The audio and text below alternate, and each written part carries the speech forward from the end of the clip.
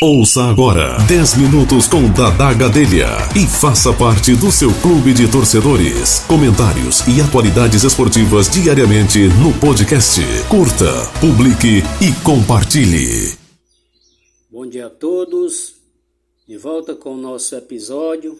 Estamos aqui periodicamente através do nosso podcast, comentando assuntos, pormenores, detalhes, fatos relacionados aos jogos de futebol. E hoje nós teremos 2 jogos envolvendo Fortaleza e Ceará. Copa do Brasil. Fazemos aqui um pré-jogo para dirimir algumas dúvidas em relação ao que poderá acontecer. Embora eu tenha que respeitar a opinião de muitos na imprensa, e há até quem diz que um dos dois irá disputar a vaga, a classificação nos pênaltis. Será?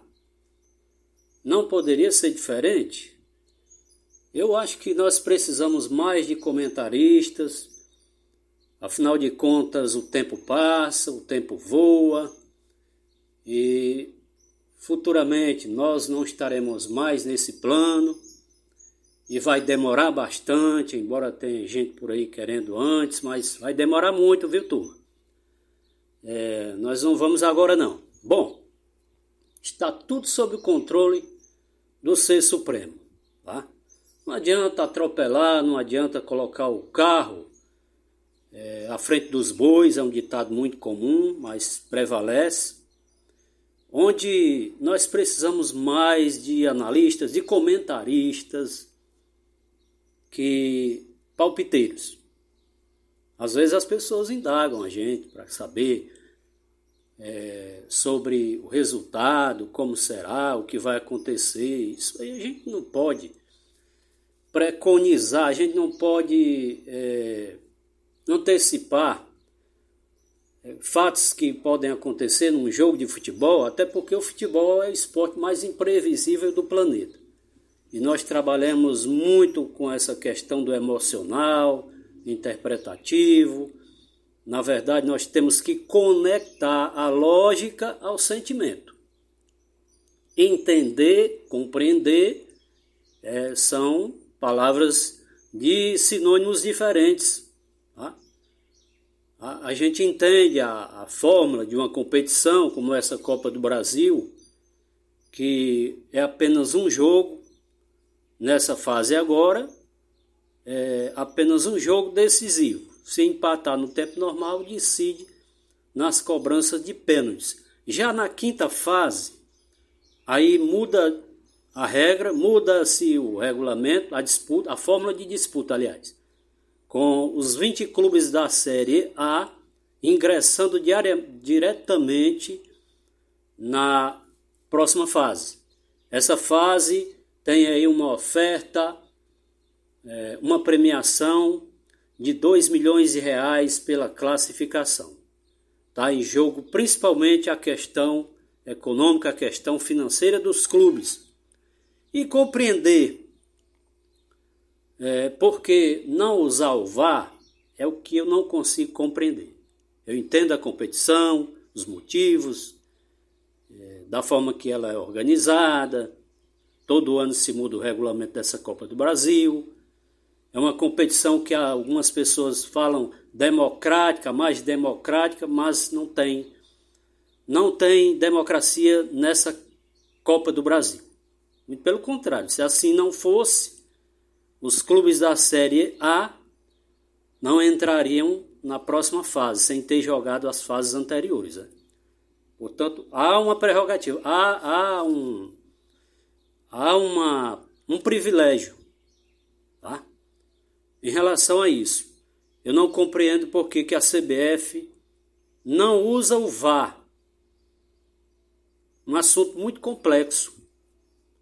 Porque se premia tanto, se gasta tanto dinheiro com premiação dos clubes, e os que mais sofrem com esse problema de não existir o VAR são aqueles que têm a seu favor um gol marcado e é anulado, ou um pênalti não é reconhecido pelo árbitro. Vem a questão da interpretação.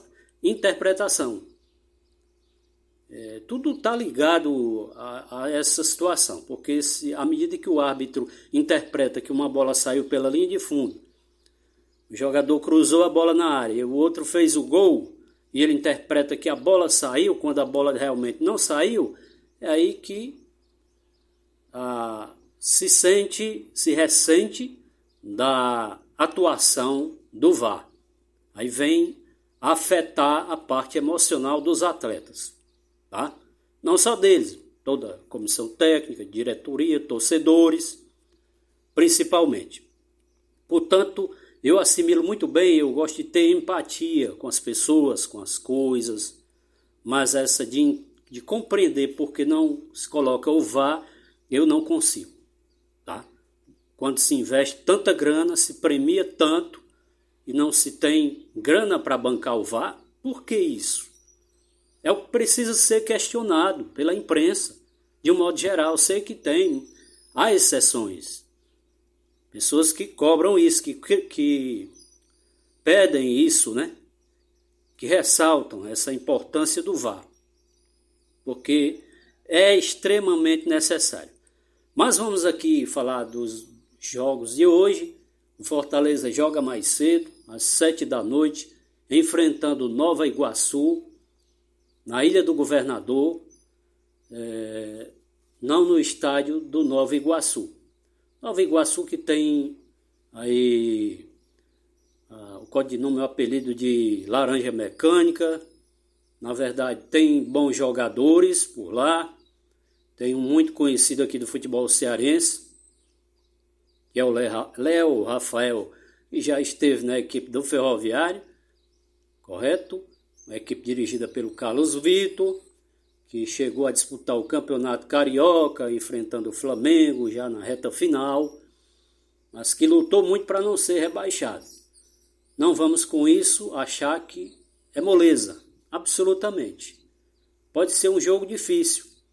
Fortaleza que tem a manutenção aí do goleiro Breno, Mailton pela direita, Brits, Gasal e Luan Freitas formando o trio de zagueiros, ou não, ou apenas o Brits e o Gasal, com o Fuentes pela esquerda como ala, os volantes Sacha, Pierre, Rodrigo ou o Ronald, acho até que ele tem predileção pelo Rodrigo, Pochettino, Luiz Fernando, o Juan Militello da Argentina, Militello, Thiago Carpini é o técnico.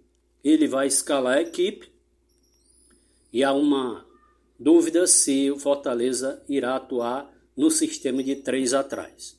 Tá? Na verdade, o Carpini é um técnico, se alguém já observou isso detalhadamente, estilo pragmático. Ele não é de se aventurar demais, de exagerar na escalação da equipe de forma ofensiva. O que muitos aí na imprensa pedem, jogar ofensivo. Mas de que maneira? Como? Esse jogar ofensivo, ele é entendido de várias formas.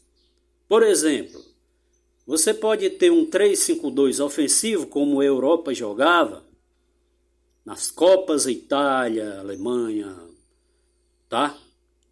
Outras equipes jogavam no 3-5-2, só com 3-5-2 ofensivo, com um líbero, um terceiro zagueiro, normalmente seria um meio-campista, um volante de marcação que retornava para fazer a terceira posição, terceiro zagueiro, e saía para o jogo. Ele não ficava em linha ali, toda hora. Então, esse era o 3-5-2 ofensivo da Europa, das seleções europeias. E é um 3-5-2 da seleção brasileira, o futebol brasileiro jogando num 3-5-2 defensivo. Para mim não funciona muito. Porque se os 3 zagueiros ficarem em linha, vai dificultar a ofensividade da equipe. Mas ele pode. Esse sistema de 3-5-2, dizem, foi criado pelo alemão Piontek. O Arrigo Sacchi também, na Itália, praticou, exerceu aí no seu time, na sua seleção, no seu time, o Milan, um 3-5-2. E dessa forma a gente vai olhando, observando, analisando bem como o Fortaleza entrará em campo. Assim como o Ceará entrará em campo às 7h30, um pouquinho mais tarde, meia hora após, contra a equipe do São Bernardo, lá no 1º de maio, na cidade de São Bernardo. Ceará normalmente, através de seu treinador Mozart, ele coloca em campo um 4-4-2, 4-2-4, porque não é o sistema de jogo não é estático, ele não é fixo em campo, ele tem suas variações no decorrer de uma partida, tá? É preciso que isso seja observado. Por exemplo, o Fortaleza pode jogar num 3-6-1 ou 3-5-2, ou até mesmo recordando aqui no século passado, equipes que jogavam formando o famoso WM, que é uma equipe mais larga lá no ataque e mais estreita na defesa, tá? O WM com 2-3-5. Esse era o WM, 2-3-5, tá? Aliás, era o 3-2-5. Isso mesmo, 3-2-5. Não era o do 2-3, 3-2-5, que formava o WM. E com o passar do tempo, o futebol brasileiro passou a jogar priorizando o passe em detrimento do drible. Foi aí onde mudou o esquema, o sistema de jogar das equipes do futebol brasileiro. Daí porque a gente entende que se tornou um futebol mais defensivo. Quando se priorizou o drible, se priorizou o passe em vez do drible. Hoje tem muito toque de bola para lá, para cá. E aí se perde um tempo, né? E não se consegue ter uma ofensividade maior.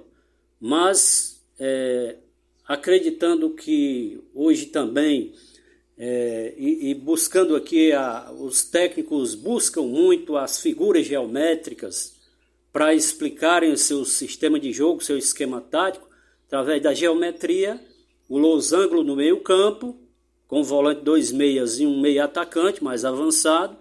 Às vezes eles utilizam também a famosa pirâmide invertida. Pirâmide invertida é o que se pratica muito hoje em dia, também quando se tem mais jogadores atrás e menos jogadores na frente.